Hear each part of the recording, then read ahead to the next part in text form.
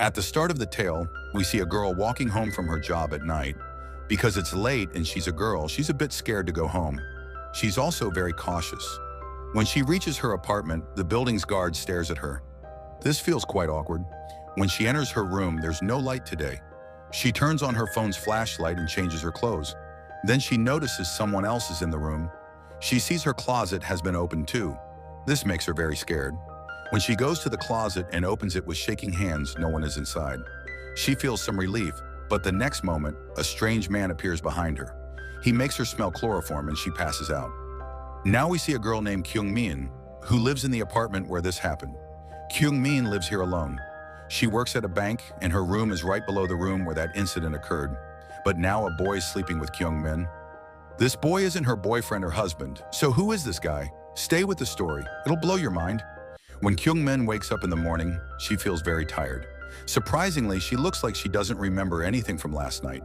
She freshens up, showers, and sits to eat, but she sees her milk packet is empty. She clearly remembered there was a lot of milk left last time.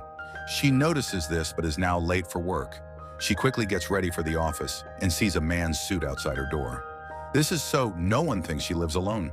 She locks the door for work and notices the door lock cover is already open.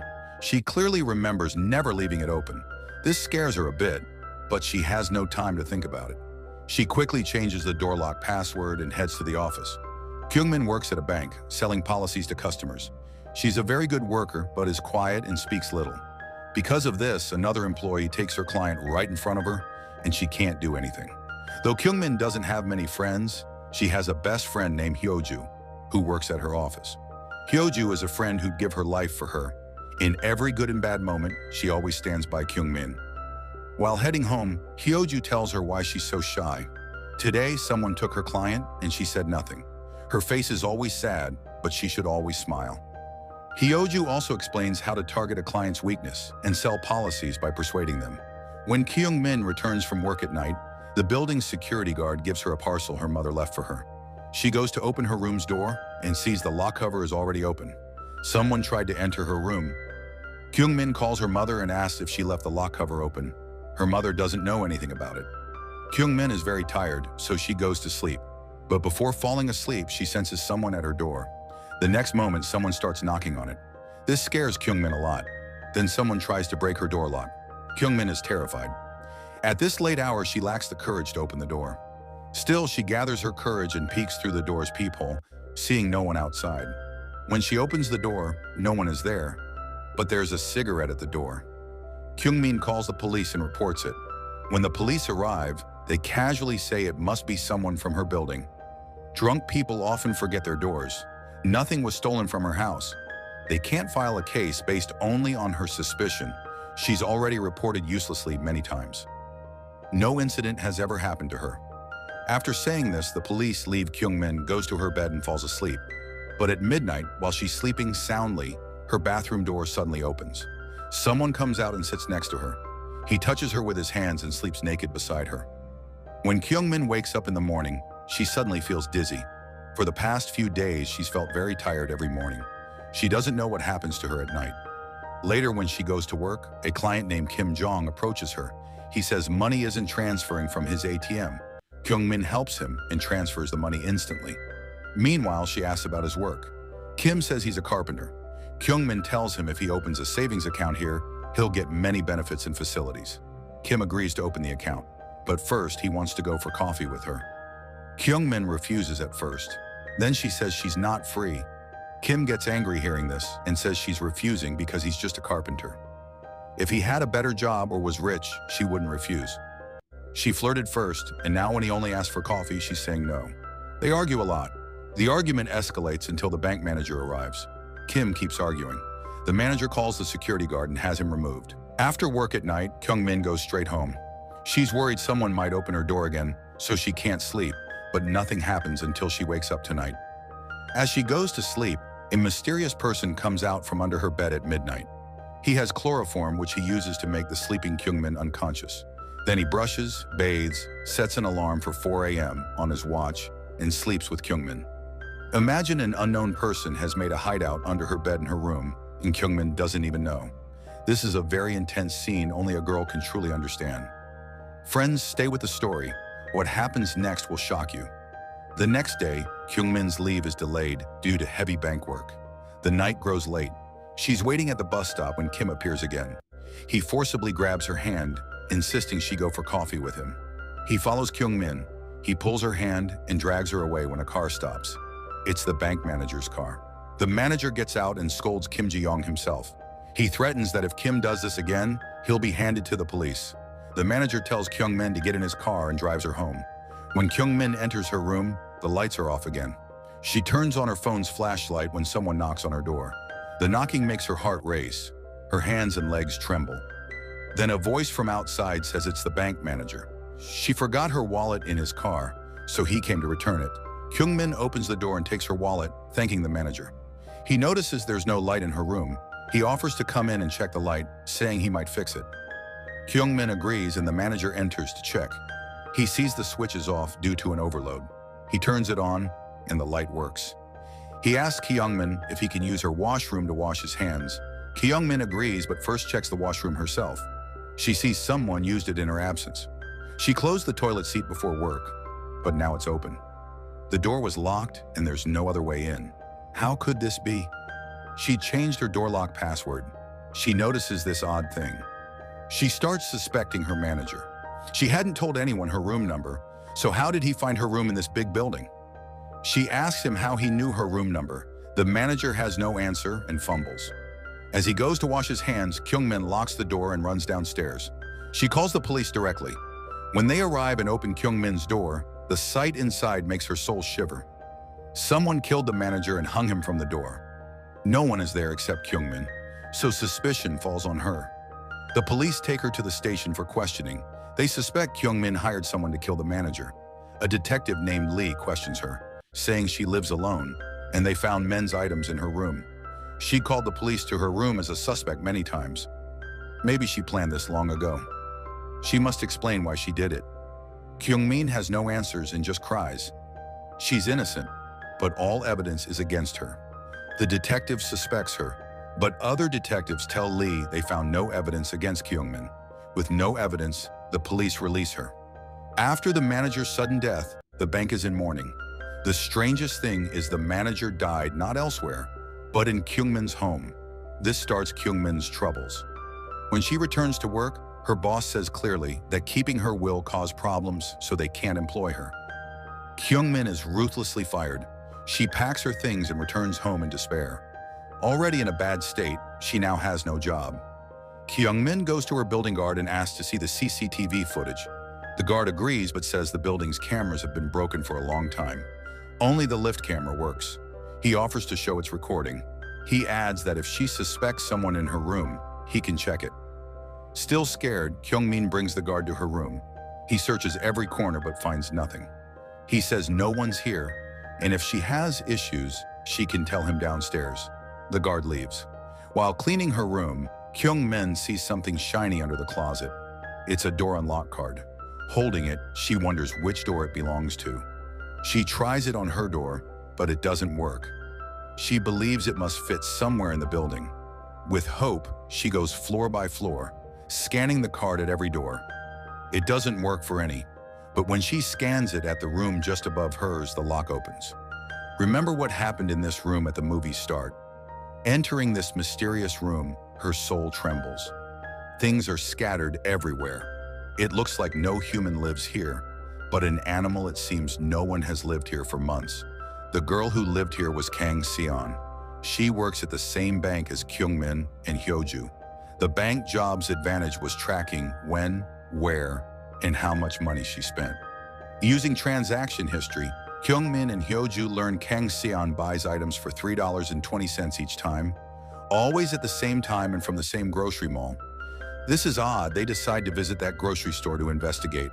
It's not yet 1 p.m. when Kang Seon buys things. They call her, but she doesn't answer. Hyoju texts her, but the message isn't read. No callback or reply comes for a long time. Kyungmin says they must go to the mall, where she buys repeatedly to find out what's happening. They reach the mall where Kang Seon buys the same amount each time. They sit on a bench waiting for 1 p.m. as the clock ticks. At exactly 1 p.m., she enters the store. She buys the $3.20 item and leaves quietly. They follow her, and after a while she vanishes from their sight. Hyoju decides they must split up to catch her. If she finds her, she'll call immediately. They separate, and further on, Kyungmin sees a cat eating the same item the girl bought. After eating, the cat goes through a gate. Kyungmin follows the cat and moves forward. She sees an old house with a digital lock on the door. She thinks Kang Seon is inside. She tries different passwords, but the door doesn't open. Disappointed, she's about to leave when she remembers and tries her room's password. The door opens. Kyungmin is terrified but enters bravely. Inside another room, the sight stops her breath. She sees Kang Seon from a distance, tied to a bed. She's in bad shape, nearly half dead. Seeing this, Kyungmin runs away scared. She calls Hyoju, who's still following the girl. Kyungmin's condition worsens, and a man approaches, scaring her. She hides under the bed without wasting time. The man enters, takes out an injection, and gives it to Kang Seon. He tells others he'll kidnap the girl in the room below. That means Kyungmin. She hears this from under the bed. Her soul trembles, knowing she's next. As the man leaves, Kyungmin tries to escape, but he returns. He wears a mask, so she can't see his face. When he removes the sheet from Kang Seon, it's clear he cut both her legs. Kyungmin's face pales. If she makes a sound, she's done. Kyungmin escapes the room. She sees him about to cut Kang Seon with an axe. She'd heard his plan. She wants to help Kang Seon but can't. She had a chance to flee, but her legs fail her. Hyoju's call comes on her phone. The dangerous man stands behind Kyungmin and says her phone fell. Hearing this, she runs. He chases her, but she tricks him and hides in a shop. He knows she's in the shop. As he opens the shutter, she has no escape. Before he can harm her, Hyoju arrives and attacks him, but he throws Hyoju to the ground. Before he kills Kyungmin, the police arrive and he flees. After this incident, the detective asks Kyungmin about the man's appearance. She couldn't see his face due to the mask, but says he wore an old watch. The police visit the scene and find Kang Seon's body in a dumpster, cut into pieces. This means the beast cut her up and dumped her in such a short time. They arrest Kim on suspicion, as he'd harassed Kyungmin before he has the same old watch as the killer. Kim insists he's innocent. He didn't do anything.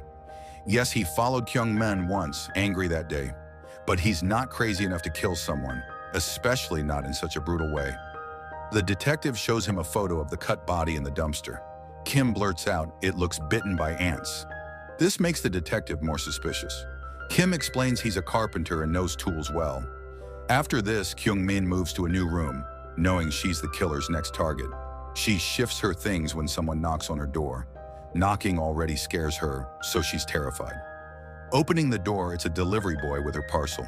She takes it and opens it, finding the phone she left at the killer's house. Turning it on, she gets photos. The next day, a video call shows the killer at Hyoju's house. To save her friend, Kyungmin rushes to Hyoju's house but forgets to lock her door. The killer plans to do to Hyoju what he did to the girl. Kyungmin arrives, but the door is locked. She tries to break the lock. Kim appears out of nowhere. The police released him for lack of evidence. He attacks Kyungmin. She fights back, but he overpowers her and beats her until the police arrive and arrest him. Kyungmin checks on Hyoju inside. The killer cut both her legs, but he's gone. Kim is suspected and arrested as the murderer. Hyoju is hospitalized, and Kyungmin blames herself for her condition. Hyoju says it's not her fault, she'll recover soon, so Kyungmin should rest, as she looks tired before going home. The detective gives Kyungmin a Penguin spy camera to install in her room so police can monitor. Kyungmin returns and sets it up. Later, at the grocery store for supplies, she sees her old building's security guard. At first, she doesn't recognize him. He reminds her he's the guard from her old building. He talks oddly. He asks if she's safe in her new house now that the killer's caught, so she shouldn't worry. Kyungmin isn't interested in talking, but he insists she buys her items and leaves. She hears a $3.20 bill at the counter belonging to the guard friends. Recall, Kang Seon is dead. A man used her card for $3.20 daily. Kyungmin notices the guard wears the same old watch as the killer. This points to the guard as the killer. She suspects him. She rushes to her room and calls the police. They say they released Kim on bail, but someone murdered him. This means Kim wasn't the killer. It's someone else. The police suspect the guard from Kyungmin's old building. After Kim's murder, he vanished. They tell Kyungmin to stay safe, as the killer is still out there. Kyung-min is terrified. Checking her Penguin spy camera's recording, she sees the killer was in her room. He removes his mask. Kyung-min gasps.